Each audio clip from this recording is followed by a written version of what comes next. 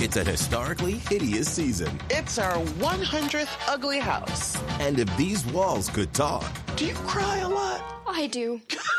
Ugliest House in America season premiere Wednesday at 8 on HGTV. Pod leader. My goodness me. Oh, we'll get there. Pod leader. Private panel. I'm on sex watch. Hey, do you want to wear that, Tom? It's good. It's round. Where are the bobbleheads? Mr. J. Ira Tulip. Hey everyone, and welcome to another rip-roaring episode of Pod Leader. I'm ready to rip and roar. I truly don't know where that adjective came from. That was not what I expected myself to say. The rip-roaring adventures of Pod Leadum. People will expect both ripping and roaring on this episode, so I hope you are ready. We'll deliver. I'm JW Crump, and when we're standing there, here comes Tia Mowry. I'm Alexander Price, and what does a sexy, seductive woman do? She touches her lip, she touches her body, so that was excellent. And I'm Hannah Jane Ginsburg, and as you know, top model can be comical at times. I love that it's two sisters and then Tyra's ADR. Potentially my favorite ADR so far in top model history. And this is Cycle 8. Episode 7 of America's Next Top Model, The Girl Who Impresses Pedro. Previously on is here to remind us the two things you don't do if you want to be a successful model. You do not mess with 50 Cent, and you do not get thrown into the pool. Mm-hmm. No. Those are the two things. I loved the copy of JL and Natasha landed in hot water. Warm pool confirmed. Smart water was warming that pool. Well, because it's freezing, as we learned. We learned, yeah. Also, Sarah's experience behind the camera doesn't help her in front of it. They were waiting to say that no matter when she was eliminated. That could have been episode 1 or the last episode. And they were like, oh, you know what we're going to say? We're going to say that Sarah is only a photographer, not a model. Well, I loved in the limo. There's more stuff going on and we can talk about it. But Natasha is just chugging a giant smart water. Just like still. Oh, yeah. She's like, I'll win 50 Cent back. Well, she knows you don't insult the clothes, and she knows you drink that product. Mm-hmm. Mm-hmm. Smart water. Glasso smart water. So we learn what Sarah took home. Yes. Oh my God. They got signs. On their bed. Like it's giant. Yes. Did you notice Hanging what right above. Natasha said? What? Nata G. Oh, her last name does start with a G. That's interesting. You're supposed to say like one thing, like Natagy. Natagy. It rhymes with strategy. Honestly, wouldn't put that past her. What's so funny is the first one you see, or at least the first one I see, was Renee, aka Nene. Yeah. And then, that's so good for you. And really but then in my head, I was like, wait, what does JL's or Jaslene's say? And then later you see it, and JL's is just her name, giant, to fill up because they bought the same boards. I also assume that this means that they did a room consolidation. But how quickly did they have to change these signs? Because we saw Sarah walk out with one, right? It didn't say Mo, I don't think. And 2 of the contestants got brand new model names at panel. I don't know. They were just the turnaround on the sign. some assistant like set designer was just ready with a label maker, just like hurriedly printing these out, and it's just in like Times New Roman. Yeah, it's not in like the top model font or anything. We also see something that I was very confused by, because Renee is walking around with a tape recorder of her husband's voice, and is this the voicemail tape, or is this a tape that was given to her before she left? Oh, like a personal item. And he was like, whenever you are lonely, just listen to this tape. The question, cute idea. But if it is the voicemail tape, that opens up a can of worms. That were all the girls given a little recorder to listen to their voicemails, or just Renee? That's an interesting thing. I mean, in past seasons, we have seen that the voicemail tape is a thing because they had to do that, unfortunately for Kaylin. Yes. So I Right. wonder if that'd be interesting, but I also love the idea that her husband, who we'll find out is named Jason, if Jason was just like, okay, no one picked up, so now's my chance to record this long voicemail. Because I assume they can't call them. Yeah, I don't know. Like, how would that... If we ever, and we won't, because I don't want this in my life, but if we ever interview somebody, I just want phone. I have so many phone questions. I just have phone-based questions. Motorola question. Let's talk T-Mobile. While we're on the subject of bedrooms, we also find that JL has been hoarding notes and has, at one point, a strange pentagram on a paper and plastic Ziploc baggies hanging on the wall. Strange for JL? Because I think it's strange. I don't think it's strange for JL to have a pentagram. That feels very on brand. JL. I like the idea that she's hoarding notes that aren't hers. Like someone else writes a note. She's like, Kathleen doesn't need this anymore. She's gone. Well, she put the Felicia mail above her bed. Oh, Yes, I did see that very distinctly. I feel like JL is definitely the profile of like a halfway committed crafter. Like gets very involved for 2 days and then like it's just in her house. You know what wasn't on that wall? The picture from Renee. Well, no, that's a bathroom picture. That's a bathroom picture. That plant is supporting that. Or maybe we'll look for it every time now, and only when her and Renee are cool does JL put it back up. It's like a symbol for her. Guys, who's here? Christian An angel came Mark. over. To get rid of that evil disaster of a hair. Do you think Christian Mark was prepared for Natasha's hug? No. No, he was Natasha not. must damage the eardrums of so many folks because she has an excited scream that we will hear more and more of in the upcoming episodes. That is, she always realizes things, and it's not a language barrier thing, but she always realizes things just like a beat too. So the other person's like, oh, well, she's not reacting. And then she reacts. Yes. Her processing takes a long time. This is really funny, though. Do you think she thought she was getting to get rid of her bangs? It's just like later with the baby, she was like, everyone's getting a second makeover. Exactly. Just a very disappointing series of events for Natasha. Christian Mark's just like, didn't we give you bangs? Mm-mm. No. No one remembers those. Spasiba, Christian.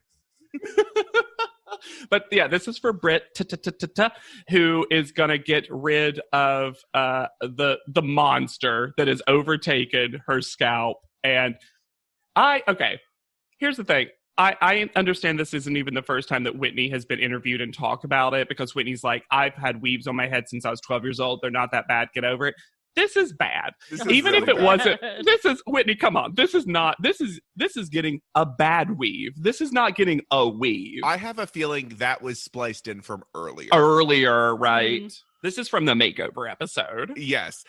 Because when Christian looks at her scalp, he says the quietest, damn. Like he's never seen such a mess. Yeah, Nico fucked up. Nico fucked these girls' hair up.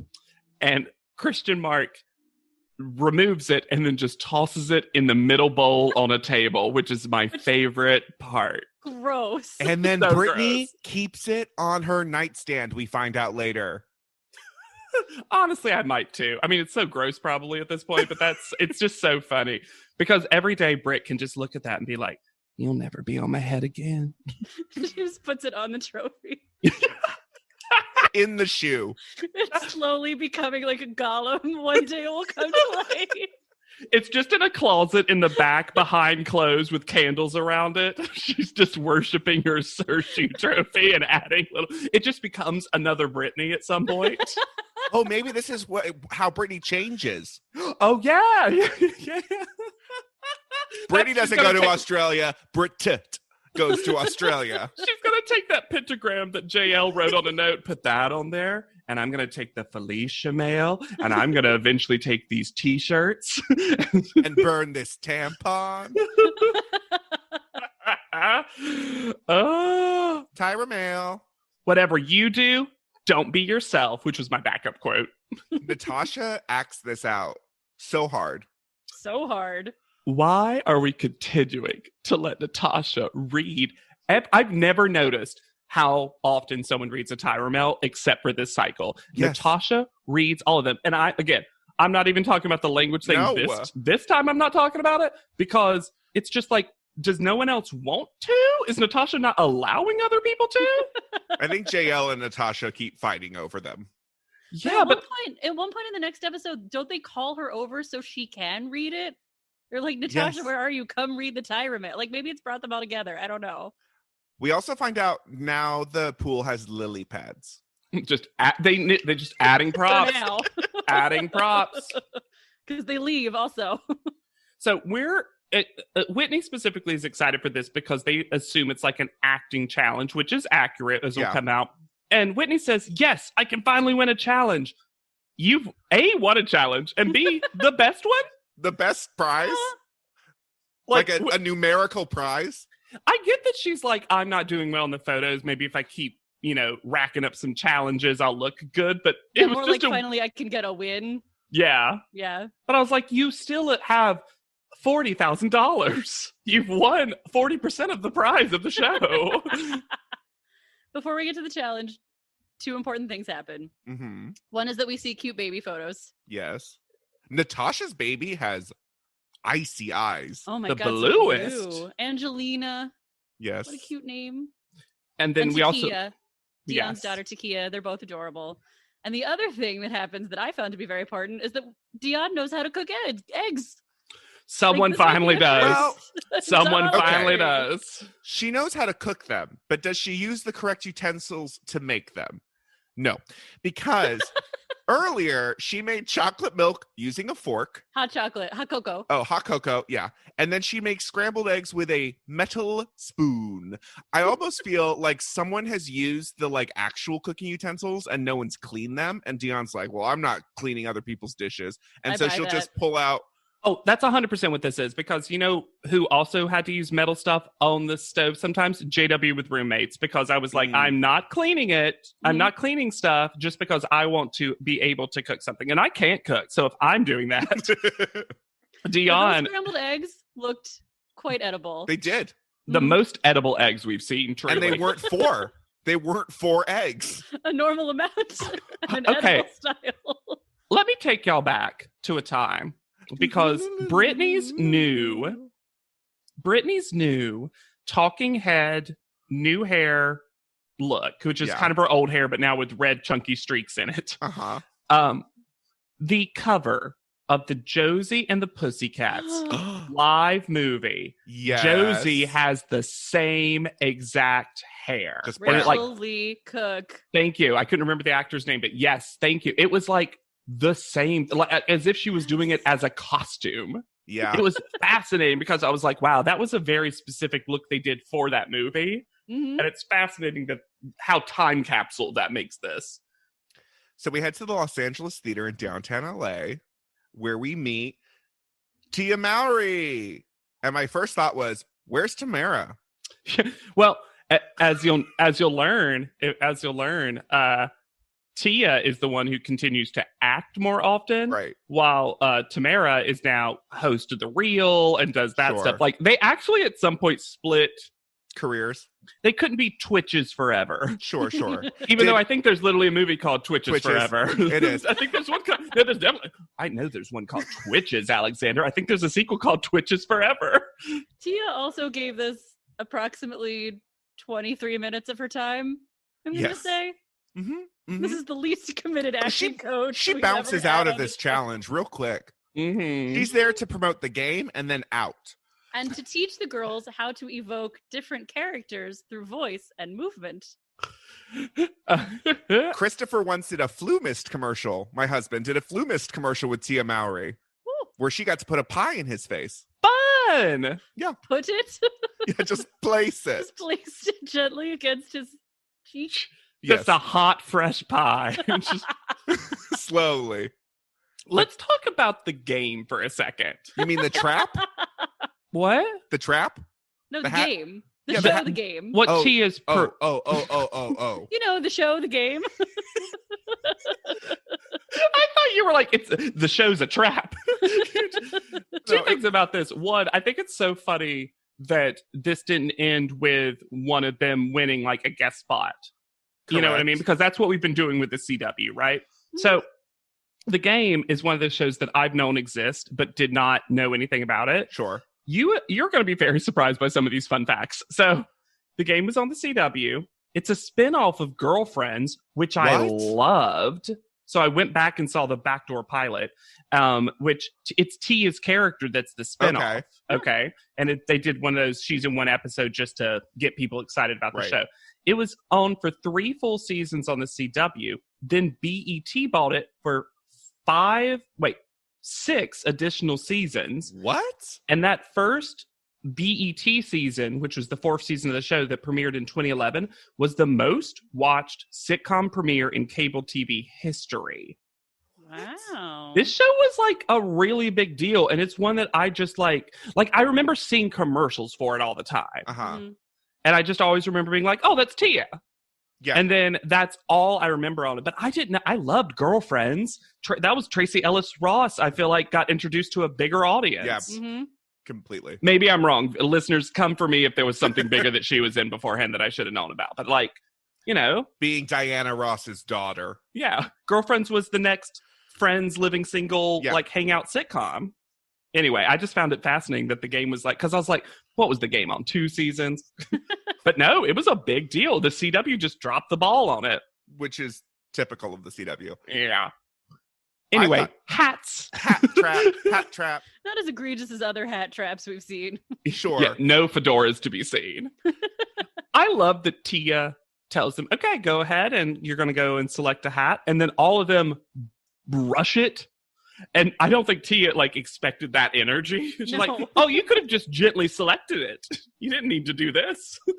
I don't think any of these is really the dud hat either. I don't think there's one that you desperately don't want to end up with. Sure, I guess.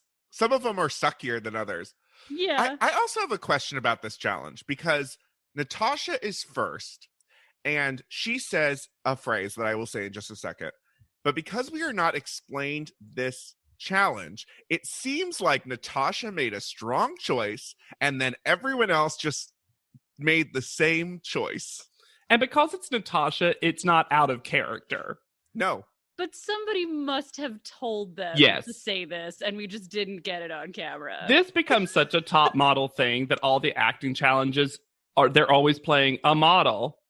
They're always playing someone who wants to be America's Next Top Model. This, it's just what this becomes after a while. What a sitcom that would be. This is a modeling agency. You're all here to be a top model. It's just this. I was about to say it's the sitcom version of Models Inc. I'd give it a shot. Oh yeah. Oh, Hannah, that was me encouraging someone to produce it. So Natasha's up first, and she chose the witch's hat. I want to be America's Next Top Model. She's not bad. She goes for it. It was so funny. But then, and she is maybe some body movement, and then Natasha crouches. And touches Dion or whoever's next, just It's Jasleen, who is not having any part of this challenge from start to finish. Jasleen does not like this. Jasleen does not want to do this. Dion is next, and she chose a 50 Sun hat. She doesn't want to wear this hat. She doesn't. It's supposed to be Southern. Southern? I guess. So she says, oh, Alabama's gonna love me and my walk. I thought that was pretty cute. It was. Honestly. And then a lot of people go, the worst is JL. JL cannot change her natural speaking voice. So it just sounds like JL in The Crown doing a queen, king, lord type character. Just sounds like JL, but with good posture. It doesn't. And she adopts this persona from now on. This is now her new identity. Yeah. But I thought, what's so interesting is before this challenge, not remembering, if you had told me JL was good at the acting challenges, I would have believed you because JL seems like someone who that would be actually really fun for her. And I'm surprised she almost jokes all of it away. And I'm like, this is when you get to be goofy and silly and super fun, JL. I just don't understand. But at a certain point, she commits to this personality, I guess I'm gonna say, of like, I am fearless. Yeah. That's it. I'm wild and fearless, and I can't be anything else. I just don't understand why that doesn't translate to also being fearless to like be goofy and silly and embarrassing with acting. Well, I just think she gets afraid of not being herself at a certain point. Like, she's committed so hard to being 100% JL all of the time. Yeah, I mean, she wouldn't change that name. But Renee, oh my God, is great. Renee, how would you describe this hat? Goes for it. It's just what Renee would already wear. It's just like bonnet. A sad bonnet. She actually made me do a legitimate non like ironic laugh when she just cried, looked down, and goes, I don't want to go home next week. I laughed so hard because it wasn't just like, I want to be America's Next Top Model. She actually like changed enough of like the idea of it. And I remember, I didn't remember specifics of this episode, but I was like, Renee's going to win this. Renee is absolutely going to win whatever the actual challenge is because she's actually committing so hard. It was very Abigail in the Crucible. Yes. Had a lot of that energy. Yes. Because I would also, cast like, Renee as that. Sexual. And she like looked up at the end. Boop. I was riveted.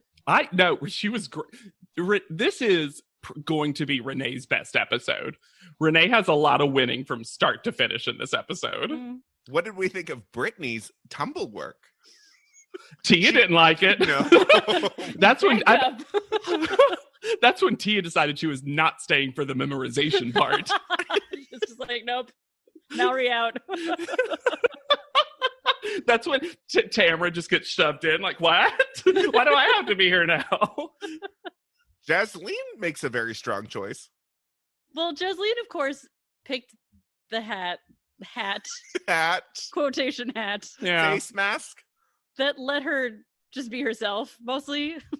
She just literally found what, if there was a hat that was the most, quote, cha-cha diva, she found it. And it's like this Vegas showgirl thing.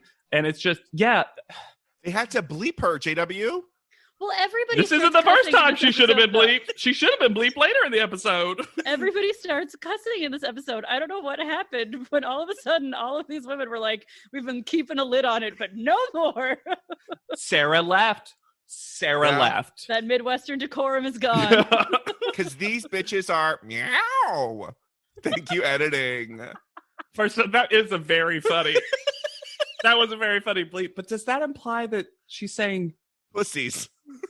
Right? What? It doesn't even make sense in content. No, I'm not saying what to you. That is my assumption of what it was. But like, that's, if you had bleeped it without the cat meow, I would not have assumed that's what she had said. Because like, that sentence does not make sense. These bitches are fucked.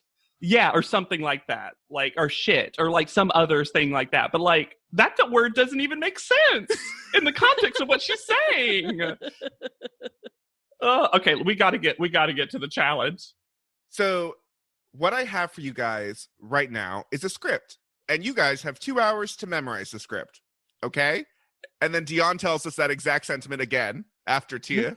Yeah. Right to camera. Yep. Well, and there are 3 different personalities that need to be portrayed in the course of this scene. In the words of the contestants, number 1, sensitive girl, melodramatic Britney type, which has some great shade from JL saying Britney type is the best shade of the cycle. Yep.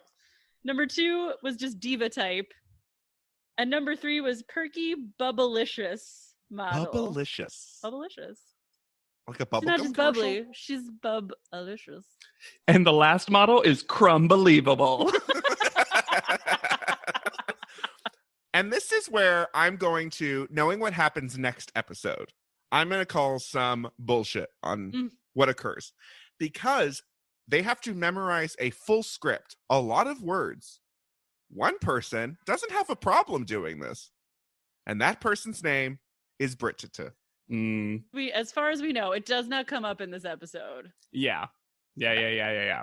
It's interesting to keep in mind for a later discussion, though. I will say, though, it is a long script, and also because they have to like think it through these character choices. 2 hours both seems like it seems like a lot to me, but I'm also someone who memorizes scripts a lot. We all are. We have that skill set, or at the very least, we've done it before. Yeah. Even if it's not like an innate talent of ours. But if you've never done it before, this could feel so overwhelming so quickly. I was surprised by generally how non-train wrecky these scenes were. Yeah. Me too. We don't really, except for Jasleen forgetting all of her lines, we don't really get anyone who totally fails at this, as we have in cycles past. Yeah, it's not a what was that from Cycle 4 where they had to do a Cockney? Yes. Yeah. It's not that. It's not that. And painful. no one is a sculptor. No one is a sculptor in the scene. Although Dion is Jamaican now. Which surprises Dion as well. I don't know where that came from. And then I love that she commits to it once it happens, though. Like, and now that's just who melodramatic person is. Yeah. So we head into the theater wearing hats and scarves. Where did all of these matching knit hat and scarf sets come from? I don't know. We only also saw Dion wear it for the longest time. Cut out challenge. Well, first it was Jasleen in a talking head with a big pink knit hat, and I was like, I guess Jasleen wears hats now. And then I saw the set on Dion, and I was like, okay. And then they lined them up all in a row, and every single girl has a set. Where did this come from? Was it like a Sears extra? We talked about how cold it seems to be in this house, and I wonder if eventually they just revolted and were like, knit hats or we bail. Well, I also wonder because in the makeovers, you know how you have to have a couple of confessionals where they like have a headscarf, a wrap, a hat, or whatever. I wonder if these are literally from those interviews, and then they're just like, well, they've been on your head, keep them. But then they had matching scarves? That's just fun. Someone was like, and the scarf came with it. It's Sears. So we head into the theater where we meet noted character actor Efren Ramirez, who notably knows. Notably Pedro from Napoleon Dynamite, which Whitney screams. Whitney knows every reference this show throws at her. She recognizes everyone. She is like, Whitney is a TV, movie, magazine nerd. She knows the people. But this was like, wasn't this a couple years removed from Napoleon Dynamite? Yes, this is 2006. And Napoleon Dynamite was like, it's like 3 years ago. Maybe he also had a CW project coming up or something. Huge at my high school. Huge. Oh, you couldn't, that was the quotable movie of that year that you couldn't escape. It was like the year that Anchorman came out. Yeah. I truly can't tell either of y'all if I ever saw Anchorman, but I can quote all of the movie to you. I'm like that with Borat. I never actually saw Borat, but I know all of it. And I think Napoleon Dynamite was a movie of that time, you know. But that was when I was in high school. I remember very clearly, and I was in college for this cycle. So it had to be several years removed from peak Napoleon Dynamite. He's fun as a host, though, and I gotta say, he has perfect teeth. Most perfect teeth. He's fun as a host. It was weird when he brought up a invisible paper and checked the list and found Brittany. That's him covering. He was supposed to have a list. He forgot it, and he's like, gonna make it fun. Gonna make it fun. So they all do their scene, and we see a montage of it. And as Hannah listed before, they do the melodramatic, then the diva, then Perky Bubba-licious. Which Renee does not do. No, Renee is great at everything except being perky. She does confident basically instead, and it still works for the scene. When she does diva model and slaps that blue on her face, and she's like, "Is this good?" It was I was like, you just won. You absolutely just won. Especially because back to back with the intense crying. Because she was full cry. She was shaking afterwards. Like, she let that happen. Renee came into this with a lot of energy. Dion's probably the worst. Besides Jasleen just not knowing what her lines are. And Natasha gets so giggly that she can't get through it. And there's this hilarious montage at the end where the last one is, I guess this is what it feels like to be a top model. And you see a montage of everyone leaving, Whitney from a different stage point, but everyone leaving and saying that. Dion doesn't even say that line. She's like, this is what a top model feels like. Like, she can't even, like, in a Jamaican accent. That was only her melodramatic. She somehow got out of it eventually. I think the only two we didn't discuss are Whitney and Brittany. Whitney and Brittany. Yeah. Brittany should be better at fake crying for all Correct. the actual crying she does. And Whitney is very competent. Like, Whitney does a fine job. Fine job. Yeah. Full second place. Fully. Yes. Efren says the winner is Renee. And then he says the phrase that terrifies Renee, which is pick a friend. And the length of time between him saying pick a friend and her picking Dion is so long. I love her reasoning, though. Sure. Because she picks Dion, and then we have sepia tone flashback because Renee, again, these girls are good at commanding their own sepia tone flashbacks, as we've said in other episodes. Renee's like, here's a memory, and all but does do do do do do do do do do do do. And she says, you said you might not be able to give me a second chance. We see that Tyra talk where she said basically that. I'm like, so I want to give that to you. And Dion, in the most Dion, is like, what the hell? Basically. And then, okay, get out of my way. And then JL says, Dion, you're easily bought. But luckily everyone laughs at that, so it I seems just cute. love how transparent everyone is about this. Like, Renee's like, I'm going to buy your affection back. Dion's like, weird, but I'm cool with it. And then they're all like, good for you guys. Absolutely. And Dion's the perfect person because Dion, as we continually find out, is very pragmatic. Yes. Dion is just like, hey, I'm winning a prize, so I'll get over whatever emotional feelings I have about Renee right now because a prize is a prize. So then he hands each of them a cloth, and Dion looks excited because she thinks this cloth has diamonds in it or something. Yes. And then they open it. They open it, and does it read vote for Pedro or vote for Dion or Renee? No, it says I voted, quotes, for Renee and Dion. So they don't even get the quote correct. Couldn't even buy the rights. And Dion's face about this t-shirt. This is, by the way, I don't visit it too often, but this is one of Reddit's favorite memes from the show. May I? Go for Please. it. Is Dion going, a t-shirt? A t-shirt? What you gonna do with a t-shirt? Perfect quote. There's someone who re-photoshopped her 4 emotions to be a t-shirt. A t-shirt? What are you gonna do with a t-shirt? It's my favorite thing. I love it. I love that. And then back on stage, she goes, this is so cute. Good manners. This is what I'm going to call a little bit of bullshit on. Why are they so surprised this prize sucks? Because Brittany got shitty prizes. I was going to say, would still take this t-shirt over the trophy. Yes. Yeah, at least the t-shirt's not hard to transport. Yeah, because Whitney's like, wow, we're on America's Next Top Model, and these fools just got up there and got some darn t-shirts. And I was like, you've won a spray-painted trophy. You've also won just your name on a $200 donation. Don't cover this t-shirt. So you're the only one that could do this interview because you're the only one who's won a prize. They had to make one for everyone because they didn't do that in the interim. Someone's behind there quickly t-shirt pressing the letters on. Sponge. Yeah. Those sponge paintings you did. Dion's is just dripping down because there was even less time to figure out hers. So back at the house the next day. The pool is full of balls.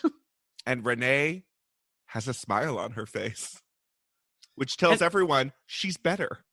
And we have the exact same conversation we had in a previous episode where JL feels the need to call out when Renee is smiling. Because like, you're smiling again. When you smile, everyone smiles. And I'm like, JL, you've already said this to Renee. You don't have to remind her how happiness is contagious. And then JL says something that if it was anyone but JL, I would think was the meanest, most passive-aggressive phrase. But she says, I'm real excited about your life. What? If I ever say that to either of the two of you, slap me. That is so Immediately mean. canceled. Yeah. I'm real excited about your life. But it's JL, so it's like she's meaning it. She's like means this, I think. Yeah. Oh, yeah. And then there's a knock at the door, and is it Jasleen that opens it? Yeah. Yes. And she's like, who the hell are these people? Like, she walks up as like what is going on? And it is the family of Renee and Dion here for their real prize. Specifically, Renee's husband and son, and then Dion's sister, mom, and daughter. Mm-hmm. And we never learned Dion's mother or sister's name. No. Dion is so private about her private life. I wouldn't be surprised if Dion was like, I'm not saying those names out loud. we only hear her say, we only get her daughter's name because of a previous picture. Yeah, and a chyron. Yeah. The whole sequence of Dion being pissed about her daughter's hair is so great. It's like so real and such a like inter-family, like, I knew you were gonna fuck this up and then you fucked it up. I love you. It's so great. It's so great that's because it is so true to a mother that's all she cares about. She's like, she's got all boys. She doesn't know how to do this. Well, and she's only heard her over the phone. Like, she hasn't gotten a FaceTime. Yeah, exactly. Oh, that's true. We're in the era where a video call. They don't have that Sprint phone with video. We also get a very real and sad story about Dion's mother. Oh my God. That I didn't remember at all. Nope. She arrives using an electric wheelchair. And Dion tells us that her mom was helping someone get off of drugs. She seems like maybe she was a social worker. There was something there. And the man shot her in the leg when she was engaged to marry another person. Clearly, like, she doesn't bring it up too much, but you can infer that they were probably jealous or had become obsessed and reacted. And I think Dion was like 6. Yep. Yeah, she was young, for sure. It's a super intense story. Yeah. Also, there's no wheelchair ramp for Dion's mom to get into this house. No, it really does show how ableist this house is. ADA incompliant. Yeah. Yeah, exactly. But both of them, Renee and Dion, are so sweet around their families. I love the sequence of Renee with Troy having him walk down the runway. And then her going, with that walk, Miss J would have your head on a platter. It was very cute. And so funny. Like the trio of that family is very sweet in this moment. And what's so funny is, like, Dion is a lot of things. Dion's not necessarily like sweet. No. She's, again, very practical around her family. Yeah. You know that somewhere she took them aside and was like, okay, give me the update. What's been going on? What's been, how is everyone? Like, it's that kind of thing. While Renee is more just overcome with full emotion all the time. She sits there, fixes her baby's hair. Like, I feel like spends all the time fixing this baby's hair this entire visit. You know that the rest of this was her just spent telling her sister, like, okay, here's what you do. You come over here and you watch. Or just like, I'm going to do this now. Don't touch it. And I realized I had a full Mandela effect remembrance of Natasha's reaction. Me too. My memory, she's like looking around the house, like thinking her baby or her family's going to be there, but she doesn't. It's only on the phone. She says, like, I understood why they were here. I just felt like I wanted to look for you. And it must just be so hard to be the one, the only mother that doesn't get to see their child, her baby. Like, oof. Yeah, I'm so glad you said that, Alexander, because I've even said it on this podcast. Yeah. That I totally remember this plot line being that Natasha ran out, assumed it was like family day, and was confused, and then upset because she was expecting to see her family walk, Stuart and Angelina walk around the corner, and then didn't see them. But no, she is completely aware of what's going on. She's just also sad about it. Yes. Tyra Mail, are you ready to be spooked by the ghosts of the past? And then they keep repeating the word ghost as by if the ghosts ghosts of the past. Who in that house is afraid of ghosts? Definitely Jasleen. Ghosts. That's why she keeps saying it. Well, if Jasleen is as afraid of ghosts as she is of eventually kangaroos, yes. Absolutely. So they walk into Meow House, where Mr. J says a really shitty thing. Well, it's getting tough out. It's getting tough right now. Look at Natasha. Well, then he goes, she's not even smiling today. And then they cut to Natasha, and nobody doesn't smile like a Russian. Yes. If looks could kill, he would be dead. She is not having fun with this. Nope. And this is when we get our first description of this photo shoot. That is not correct. That is not correct. But Mr. J describes it as portraying specific infamous characters from previous cycles of America's Next Top Model. And it becomes more like events, like clip show top moments of. Sometimes. And yeah, we'll talk about them individually. That's the closer description of it. You've also forgotten that now Payless Shoe Source accessory have sponsored many photo shoots on America's Next Top Model, and Payless makes shoes and accessories that's really accessible for everyone, and they have a lot of designer lines that we can pull from. Cut to Whitney going, oh, and then black, and I thought something happened to my Hulu, but there clearly must have been a Payless commercial shoved into this episode. Yeah, Hannah, I'm interested. What's the next thing for you right after that? Because on Hulu, I also got a giant skip, and then I couldn't find this episode quick enough somewhere else. That did not happen on Amazon. Yeah, okay. You might have to take over what happens right after this, because I feel like we missed a whole photo shoot, because I never saw Bree and Jaslene's. Oh, really? No. Yeah, it just like... Oh, that's so weird, because that's like how they figure out that they're going to be posing with former contestants. We fully missed that. America's Next Top Model. That's so funny. No, so on Amazon, they basically, he's just like, okay, let's go get ready. And then they show everybody like sitting in the chairs, getting their makeup done, whatever. And he pulls Jasleen over to the screen to show her the almighty screen of the past. What her clip is going to be, a journey to the past, Anastasia style. And they watch the clip, and then he's like, to make it really real, you really need to have someone who was there. And then Bree comes through the door, and Jasleen like loses her mind and is super excited. Jasleen is so excited to see Bree. That's great. That's wonderful. So funny that you didn't get any of that. We skip right to Natasha Michelle. Bree tries to pretend that she wasn't crazy about the granola bars. She's like, so she's Alexander. An incident happened where my granola bars were stolen, and then it just got way out of control. Like, she does not own her insanity at all. I'm not saying I still think Bree was in the right, but she has to own that she was in the right. She can't just be like, and then it got crazy, and I don't know how. Well, you helped it, Bree. Yeah, they do the shoot. They get on well together, and they keep calling out Jasleen for being too draggy, as they have. They're like, you're not giving enough neck. You have to be prettier, basically, not so strong, be more modelly.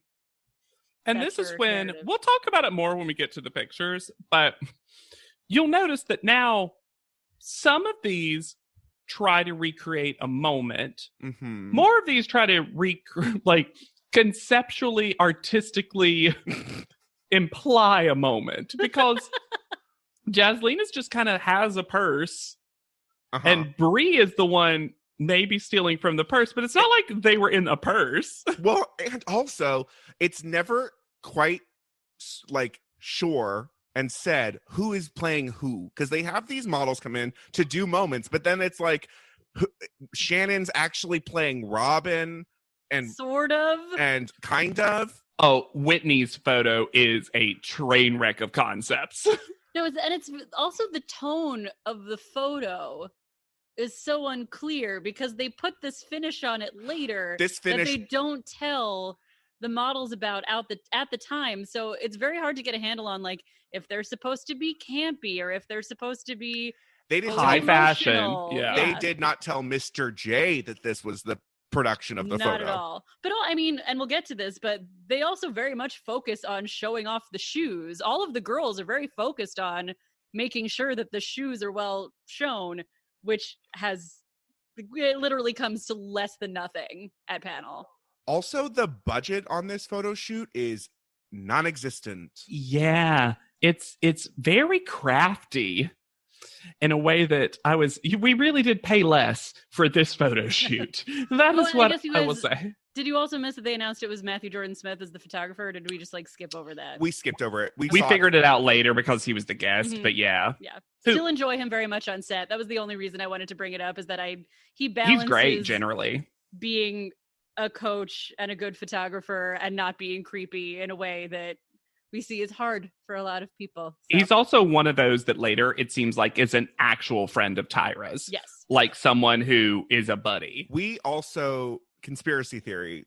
Did Sutan get a promotion, or is he just slacking off? Because he seems to be sitting there chit-chatting in a chair with these girls. That's my favorite game in real life. Did my friend get a promotion, or are they lazy? So when did you jump back in with Natasha? Was it?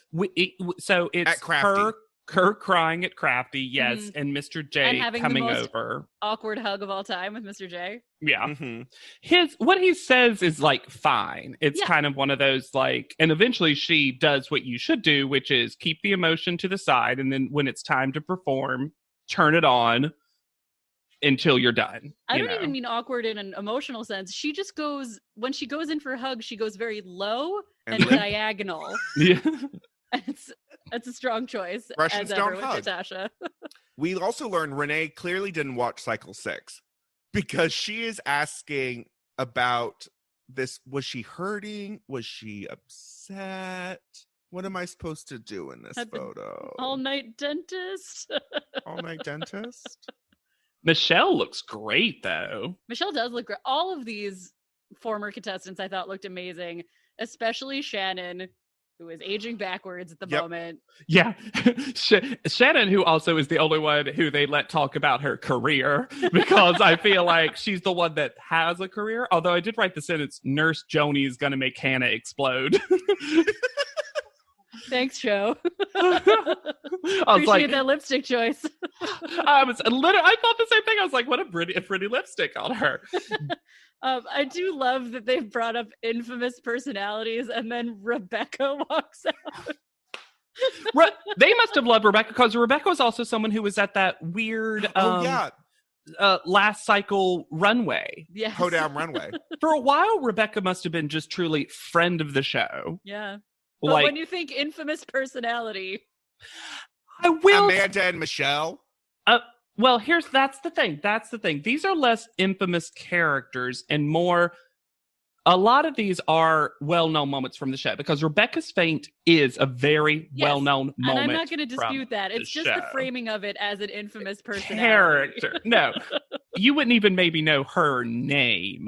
You just know that a model fainted in panel. And the twins, again, it's more infamous because at the time it was just like, and we had twins once. That's not even, no, it's not either. It's not infamous. I'm not going to let the show get away with that.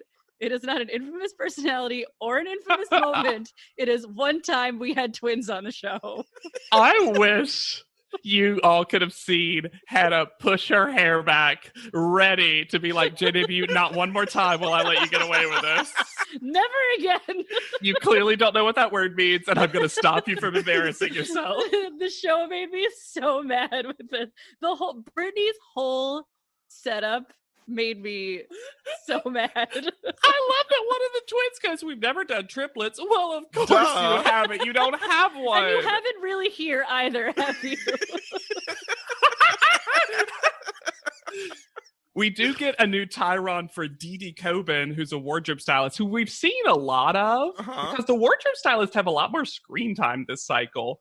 And also, Dion and Natasha watch this show, because Renee is trying to get the hot scoop on the Joni thing, and both of them are like, here are the details. Here's exactly what happened. We know the episode by heart. They may have done a podcast, the two of them. That's what's happened. We learn a fun, weird fact about Dion, that she doesn't even kiss her boyfriend.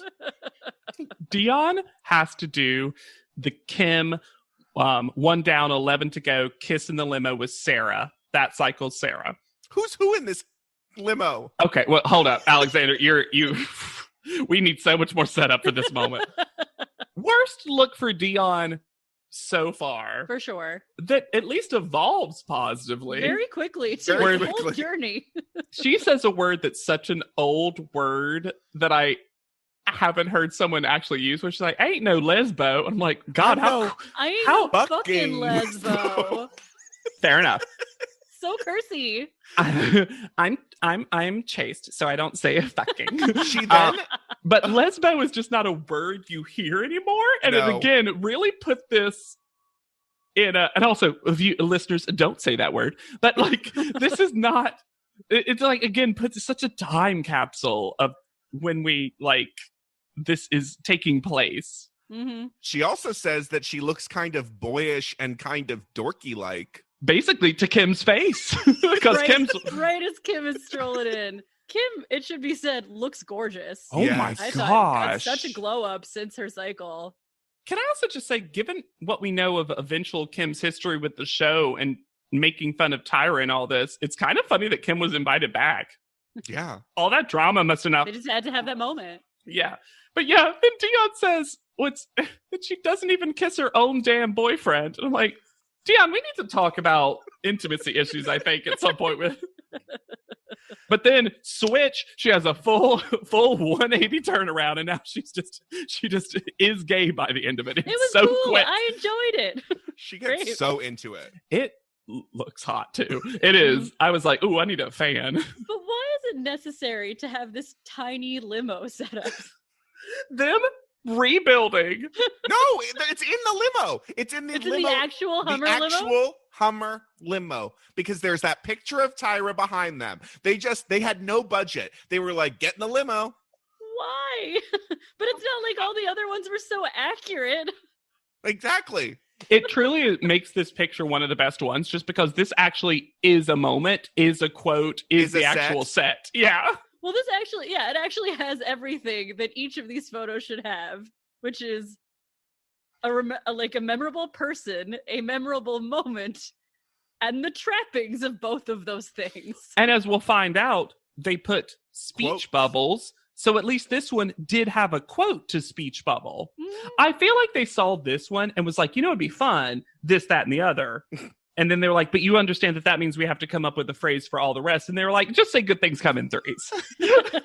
You know how Amanda used to scream that every day?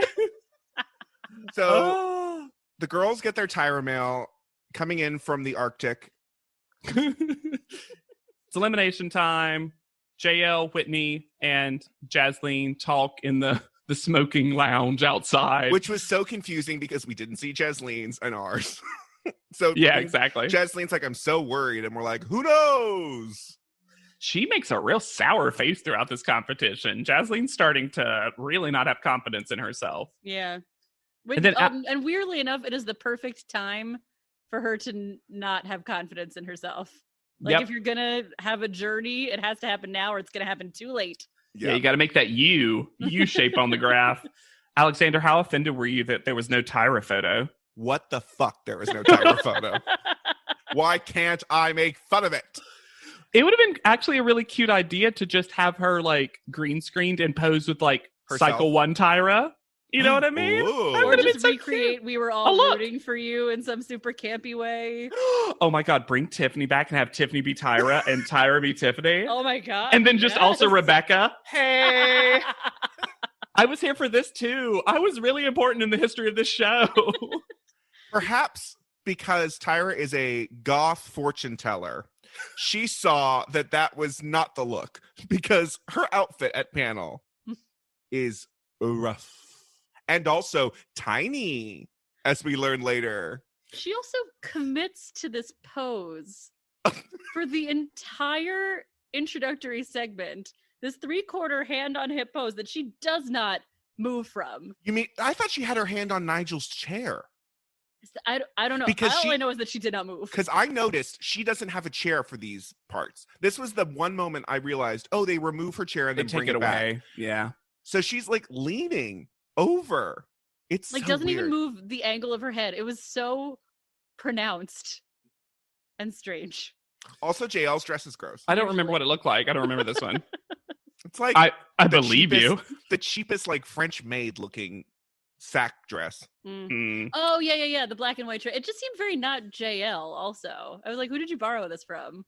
Yeah, for real. Oh, and I love the complete erasure already of the supermodel super self names, except for as if an affront to her would tell. It did feel personal. It did feel personal. Yeah, like we're making fun of it. Also, Nigel's the only one that sometimes says them. If Tyra says them, it's always blah, blah, blah, aka blah, blah, blah. It's never, they've already just gotten rid of this concept, which is so interesting just because I think this is one of the few times Top Model did something, was ready to commit to it, and then just immediately abandoned it when they realized it was not fun. Or it's just crazy inconsistent with it. And I forgot that it was last episode. Yeah, absolutely. Tyra does a great Dion impression when she's talking to her. It's not hard because to do a Dion, you just have to kind of make your voice high. What the hell? Like, it's not like it's an easy impression to do, but as we know, Tyra's decent at impressions. Yes. And her, I'm going to give the benefit of the doubt. I think she was like playfully mocking Dion when they were talking about her outfit. It wasn't like a mean one. No, it seemed mostly cute. I think Tyra really likes Dion. They seem to have like a good rapport on panel because Dion again is just so natural at panel. Whitney is first. Yes, Whitney is first. Okay, so the quote that they chose was a quote. If you don't stand for something, you'll fall for anything. But it's not that Shannon said. Yeah, but Shannon is Robin. And this premise is so confusing because this was the most confusing one. They told Whitney to pretend like she was excited to take off the towel, and Shannon was trying to close it, but then also Shannon seemed confused because Shannon looks like she's ripping it off, and also these shoes are there was ugly. No clear really concept for this of exactly who was supposed to be doing what in this photo. And then the judges almost exclusively talk about how Whitney should have looked like she was like protesting a little bit more or whatever. And I'm like, that's not the brief she was given. She was given the brief of Shannon is stopping you from doing this, but you're about to go out and pose nude. No. The judges also, they tell Whitney both that she doesn't have enough emotion and then also that she's good at acting but needed to model more. Yeah. And I will say I don't think this photo is that good. And I do think they're correct finally in just saying that like Whitney tends to look more beautiful in person than she does on film. Very much so. And I'll also say that for me, Shannon steals this photo. A secret challenge of this was, hey, we've already got some pretty successful contestants from the past here. I agree with that. And you need to shine more than this other model pretty person that we like that understands what's happening on Top Model. And Shannon is better in this. She just is. Brittany is next, and they tell her that she looks so much better without the weave. And I have to say, she still looks a little shitty. Like she didn't brush her hair still. Well, even Tyra says that at the end of the episode. She's like, maybe put some gel in it. The quote of good things always come in threes. The shenanigans on this photo. Which is consistent. So Nigel makes this big deal about how much he loved the twins and that for Brittany to stand in between the two of them and shine is impressive. Is it objectively impressive to stand between two people who look identical and look different from the two of them? Also, that they got the pixely comic book effect over their faces, and Yes. Brittany does not. So she's also, it's as if they're being faded out of the photo. So she's also Now, that being said, Brittany's body language and face is very nice in this photo. For what it was meant to be. But she also had to do nothing. They just stood there in a line with a white background. She didn't have to recreate a scenario because the scenario was twins. Sorry, this made me so mad. They should have recreated the moment where they were telling their mother that she was gay on Mother's Day. And she was just the mom being like, oh. Well, we support you. Jaslina's next. Rough photo. I didn't steal your granola bars, biatch. Just one bar, according to the quote. The choice to spell out biatch is so silly. We also have a giant. This is where the budget went. Brie is on top of a granola bar box on a set of granola bars, and also you can see the like poles behind the set. So funny. Yeah, this was the one that was like artsy in some way. Like it was just like a fantasy granola bar. Where this is bad because I don't know. It's also the angle of the photo, but Jasleen looks way shorter than she normally is.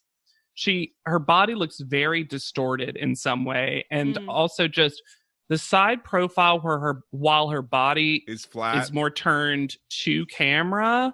It's just, this is Jasleen's worst photo. Also, I think it's also they did the comic book effect on her body, but not her face. Yeah. So it makes her body seem even more distorted than it is just from not being posed. Also, well. can we take a look at Brie? And it's like she's going, not as though she's stealing it. She's going, oh, what's that? These outfits are also nonsense and have nothing to do with the moment in question. Yeah, why is she I remember red on you red? guys didn't see this, but when Jasleen came out in that red dress to, watch her journey to the past, I was like, why? Where did this wardrobe come from? Yeah. And then Tyra does this thing where she uses strong to mean both doing well in the competition and draggy, as they always say. Where she's like, you used to be doing strong, and now you're not doing well anymore because it used to be too strong, where you looked like a drag queen, and now it's just sort of weak and boring. Looking back again, we've discussed it before, but the journey of Jasleen throughout this show, where they're like, too much, not enough, too much, not enough, which I guess she's not the first contestant to have this journey, but hers is so much more blatant where the panel cannot decide what version of Jasleen they want. And it must be just so confusing for Jasleen. Yeah. Natasha's next, and her quote says, I make flesh-eating bacteria look fierce. You know how Michelle said that? You know how that was Michelle's whole deal? Look fierce! Oh, yeah. Hell yeah. Okay. Oh my God. I'm going to Photoshop this and just put it in there. Hell yeah. Why are they in a church? And this is like, those big long bishop's chairs that are very high backed and triptychs? Yes. It's supposed to be a vanity, but you're correct. It looks like they're at an altar of some kind. Also, the spots on Natasha's face are not flesh-eating bacteria. I was gonna say, they go on and on about how good she looks with these horrendous blemishes, and I'm like, there are 9 tiny spots of red on her face. A Crayola marker. This is like Raggedy Ann freckles. This is not. These are not like oozing pus filled. Like Michelle was there, and Michelle was like, no, I looked worse. I looked worse than this. It's like she ate like a strawberry and got some juice on her face. But she does look really good. This is her best modeling so far. Oh, probably. Yeah, and this was very intentional modeling. She is still a little upside down. I guess. She's tilted. This is her at her best. She's just going to be a model who's always at a 45-degree angle. Tyra says that she told Natasha to relax her mouth and she listened. Did she? Did she say that? She has talked about her lips a lot.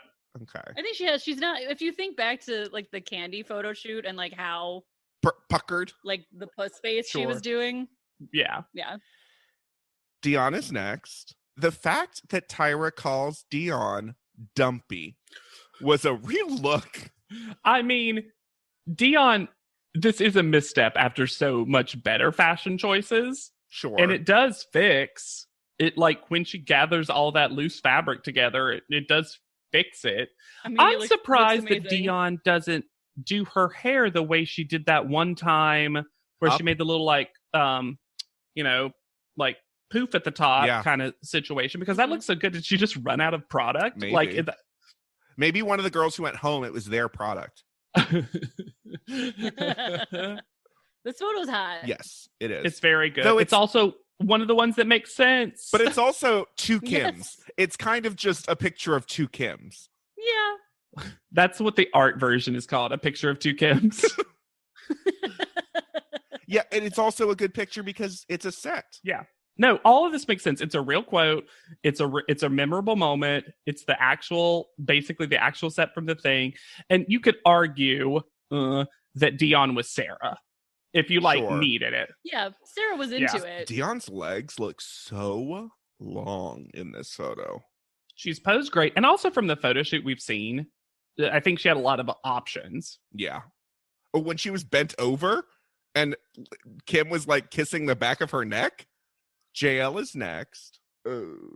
I guess I am drop dead gorgeous. Remember how Rebecca said that as she was falling? What a sassy quote to put on a terrifying scenario. Who was the judge that episode? I'm sure she was not pleased by this photo and that quote. Oh my goodness. And Mr. J talked about this as JL was performing, but she just sexualized this too much. Now, can I sit here and tell y'all what I think this photo should have looked like? I can't, because again, Rebecca just fell completely backwards, eyes rolled back in her head and hit the ground with a force that still bothers me even thinking about it. And I don't think that would have been a pretty photo either. You would have had to do like a Cycle 6 fairy tale setup with the trampoline, like falling. Bring in Tracy Bain for just her photo. What is Rebecca's shirt in this photo? They dressed Rebecca like she was the mom or something, like from the Brady Bunch. Yeah, that's what I mean, like a sitcom mom situation. It was so weird. This is not a good photo. It's a photo for JL's butt. Really? And JL tries to explain in many words that she was basically trying to show off the shoes. Mm-hmm. Such a generous read. Well, I did a little bit of transcription, and this is what I came up with. Because of like what I started off as, like I was imagining I was going to be looking up at her because he showed me the video and everything, and he told me to come alive and like sell the shoes. Twiggy's pained expression after JL's talk is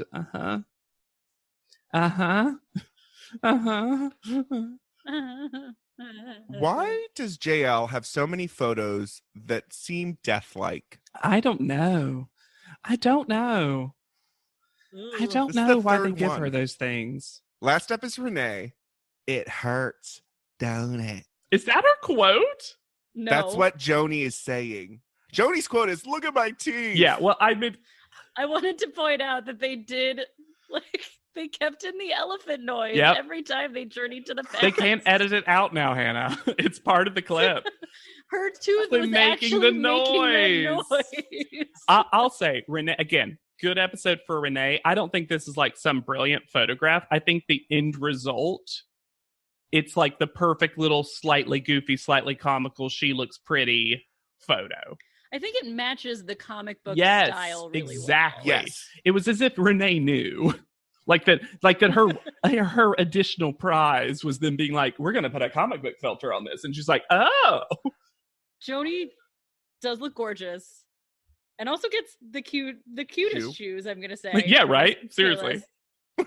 Option. This polka dot wedge. What are these giant Mickey Mouse gloves?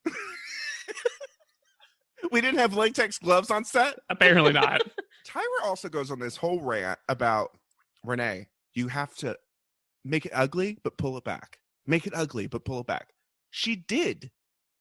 That's not in this photo. Yeah, we saw so many examples of her doing that and having a conversation with Mr. J about that. Yeah, but luckily Renee takes this all in stride because Renee's like, I'm not going home this week. Yep. No, they do tell her she looks old in panel. Well, there's this really cute thing that comes from this where they tell her that she's wearing too much makeup and then her hair is too poofy and the girls all kind of like giggle behind her. And then she goes back to stand with everyone and Whitney kind of like strokes her poofy hair and they both laugh about it. And it was really cute. Just truly so nice for Renee to have a good week. Just so nice. She seems relieved, honestly. Like being that angry all the time is exhausting. Yeah, for sure.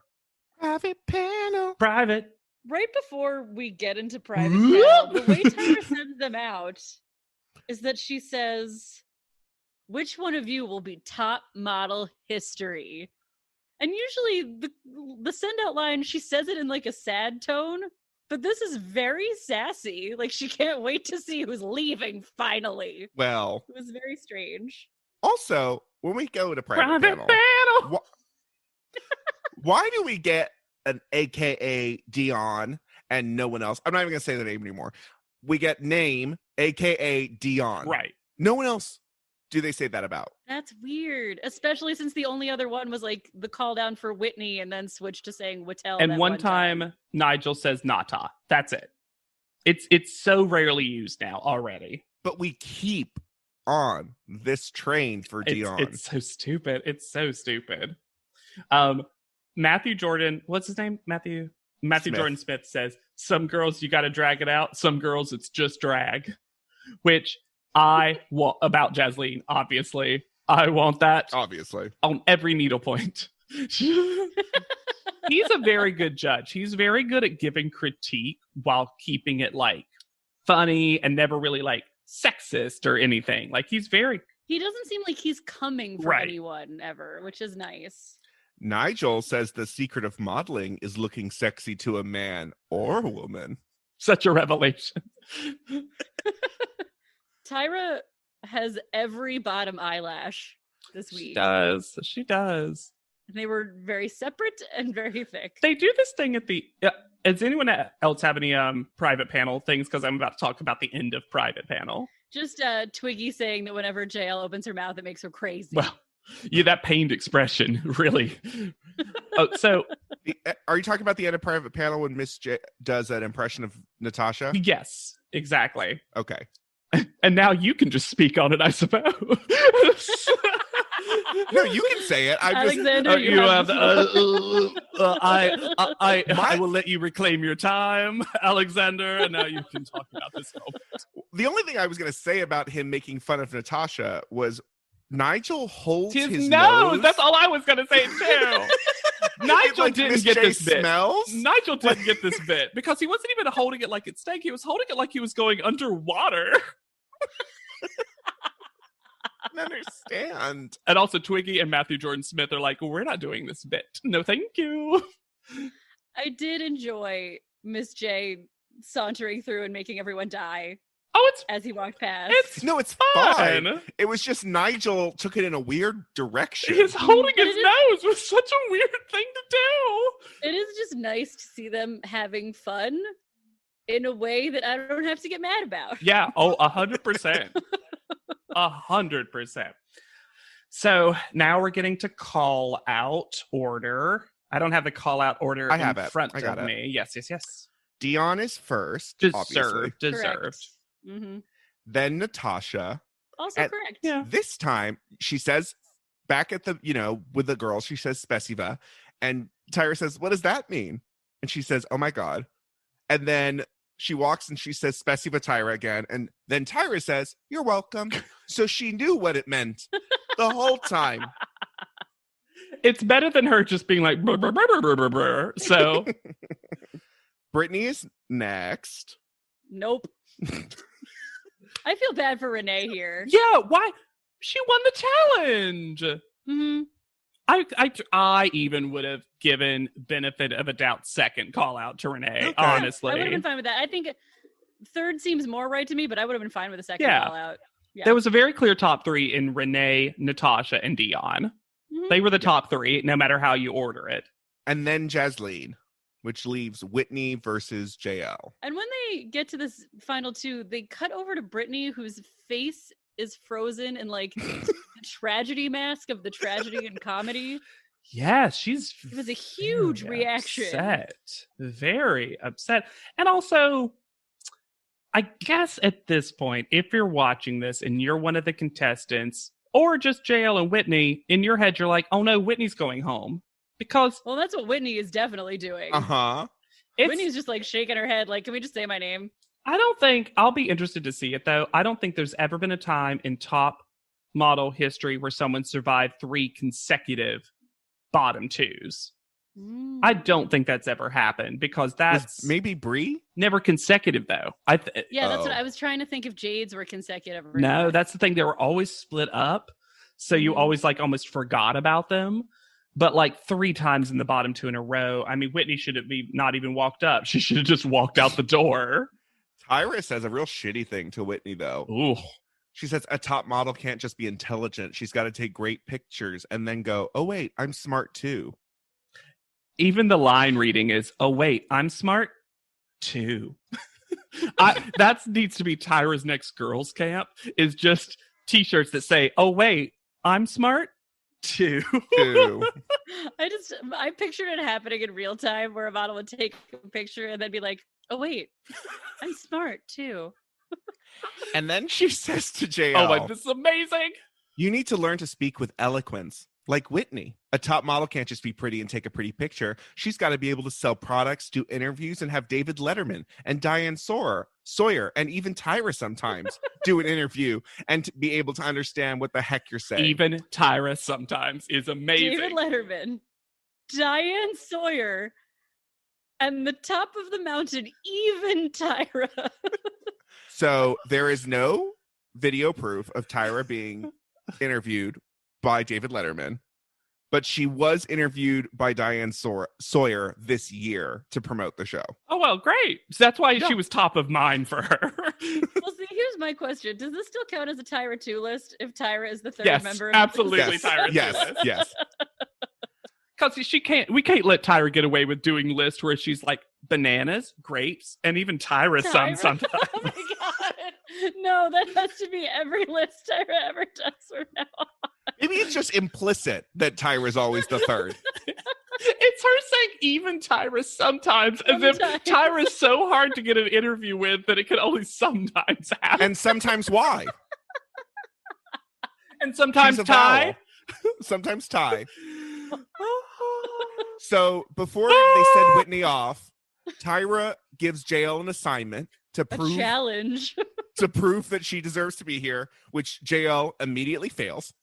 Say something to me that you feel and mean right now that is so clear and eloquent to prove to these people behind me that you can speak. And then she's like, well, I think that I am the queen of the world. I will definitely prove myself to be all that you believe I am. So many extra words. It's so funny. Although I will say that was a real craptacular thing for Tyra to do. Be like, hey, you're safe, and I know you're super emotional right now, and also something you're not good at. Trap. Whitney is going to pivot to acting, is kind of what she says. Can we talk about the fact that Whitney's exit moment, I finally got to read a new quote in the house, and it's a Nicole quote, and it says, working out is so overrated. Oh, I saw that. What a funny quote to put from one of your winners in their room. I mean, it does encompass her personality. It does encompass her personality very well, but it's just so funny because it's not positive. She's a witch. And Whittel takes her sign, and I like to think immediately folds it and throws it in the trash before she gets in the limo. All right. So her name was Whitney Cunningham. I will say that searching for Whitney is tough because if you just try top model Whitney, you're going to get a lot of Cycle 10 Whitney. Sure. Did you try Whittel? I didn't. Could you imagine? A department store just comes up. Her Instagram is Wits It Toya. WHITS Wits ITTOYA. Wits. So she changed her name to Toya? I don't know. She just says Whitney's Cunningham. Her bio is small things appreciator, forever a top model, founder of the brainchild, doer of hashtag the work, and then has a website brand child marketing. So not brainchild, brand child marketing. So that's where she works, etc. One of the most interesting things I found about Whitney, who doesn't have a lot of a super big internet presence. It looks like she just works at this marketing company now. Not just, I mean, that's a great job. Works at this marketing company now, obviously. Still has a fine relationship with America's Next Top Model in that it's in her bio. There was an interesting article from 2016 from Self Magazine for Danielle Brooks, was commenting on the new Top Model Cycle 23 and talking about how even with Ashley Graham being added to the panel, that there were no plus size contestants in that cycle. And then the article was a laundry list of all the previous plus size contestants from Top Model history, which was kind of cool. However, this article did the least amount of work ever because there are like no real updates on anyone, because literally Diane Hernandez, who, as we have discussed on the show, still has a very active, great, modeling career. They just said Diane was the second plus size contestant or something. And they don't even like mention Robin, which is such an affront. But it does mention very briefly that Whitney modeled for Ashley Stewart. Oh. Yeah. She's still gorgeous. Absolutely. She looks another one who has that age. Not aged at all. Whitney was someone who I didn't remember a lot about, and man, what a pleasant surprise as a personality and someone to root for, even if she wasn't that successful as a model. Sure. I really liked her. Both her and Diana. Mm-hmm. Diana. Why do I never remember that? You know how much I like that contestant whose name I can't remember? This was meant to be the cycle, it feels like, to have a plus size winner. Just in the sense that they increased the odds by having two different plus size models on the show. And I still remember that being the discussion at the time of like where it felt like the show wanted Whitney to succeed. Right. And they kept her from being eliminated multiple times in the bottom two. I don't think the panel wanted her to succeed. The show might have. But it's kind of interesting because I do think she was a better model than the panel gave her credit for a lot of the time. Yeah, especially early on. But then reached her limitations and was not actually a good enough model to be the winner of the show. Right. But it felt like the panel sort of hedged their bets a little bit in the beginning instead of just like sort of like naturally letting her time on the show run its course. Yeah. But yeah, she was so fun to watch and so easy to root for. And just one of those contestants who you would actually want to hang out with. And if you actually want to hang out with us, you should rate, review, and subscribe to this podcast. Yeah, tell your friends about it. Write nice things about us. If you we haven't gotten a lot of new reviews in the past week, and that's really bumming me out. So like get on it. Cue the treasure trove of 1-star reviews. We'll show you reviews, Alexander. You want reviews? Oh, I heard someone wanted a review. And if for some reason you listen to this on something that isn't reviewable, you can always reach out to us at podleadum.com. We love getting all your takes. You know, it doesn't always have to be, if you think like, you know, you love us and you have a critique that will help the show be better, that's also great to hear too. So, you know, all word is good word. That fell away. Keeping it in, edit it in. All word is good word. You can also find me anywhere on the internet at Yet Charming. I am hanging out on Instagram at Hannah Jane Ginsburg. And I'm on Twitter at JW Crump. And also recently, me and Alexander have been tagged a lot in one fan's like journey through both the show and like their journey through Pod Leadum, which is great. And recently they used the hashtag Sarah Tall and Mall needs hot pants. And I was like, perfect hashtag, get it trending. Sarah Tall and Mall needs hot pants. I've been avoiding Twitter for so long. This is the only thing that will potentially eventually get me on Twitter. Do what that listener did and hashtag Pod Leadum when you talk about us. And maybe when Hannah joins Twitter, it will show rather than at Yet Charming, at JW Crump and Hannah Jane and hashtag Hannah. I love you as a hashtag though, too. So for Pod Leadum, I have been Alexander Price. I'll be Hannah Jane Ginsburg. And I'm JW Crump. And we'll see you on top. Podleadum is not endorsed by America's Next Top Model, Tyra Banks, 10x10 Entertainment, or any of their subsidiaries. It is intended for entertainment and informational purposes only. America's Next Top Model and all names, pictures, and audio clips are registered trademarks and copyrights of their respective trademark and copyright holders.